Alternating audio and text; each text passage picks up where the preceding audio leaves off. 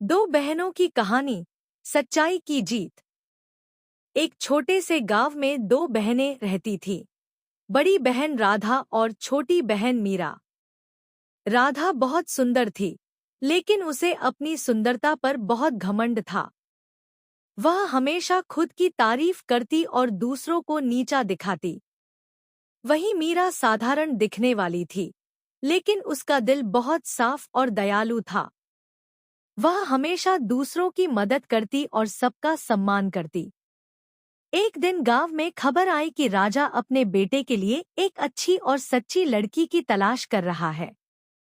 यह सुनकर राधा बहुत खुश हुई और बोली, मुझसे सुंदर कोई नहीं, राजकुमार तो मुझे ही पसंद करेगा।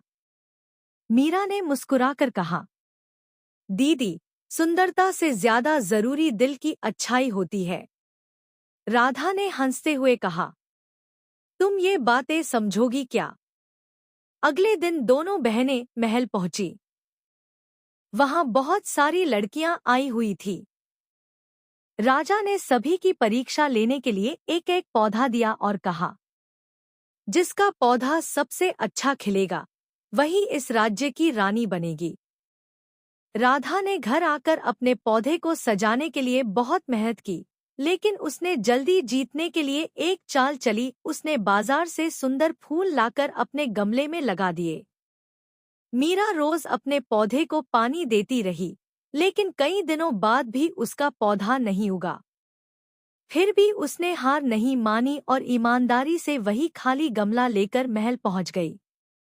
जब सभी लड़कियां अपने अपने पौधे लेकर आईं, तो राधा का गमला सबसे सुंदर लग रहा था। उसे पूरा यकीन था कि वही जीतेगी। लेकिन जब राजा ने मीरा का खाली गमला देखा, तो वह मुस्कुराया और बोला, यही लड़की इस राज्य की रानी बनेगी। सब हैरान रह गए। राधा गुस्से में बोली, लेकिन इसका गमला तो खाली है। राजा ने कहा, मैंने सभी को उबले हुए बीज दिए थे, जिनसे कोई पौधा उग ही नहीं सकता था। तुम सबने धोखा दिया, लेकिन मीरा ने सच्चाई दिखाई। राधा को अपनी गलती का एहसास हुआ और उसने मीरा से माफी मांगी। मीरा ने उसे गले लगाते हुए कहा, सच्चाई और अच्छाई ही असली सुंदरता होती है।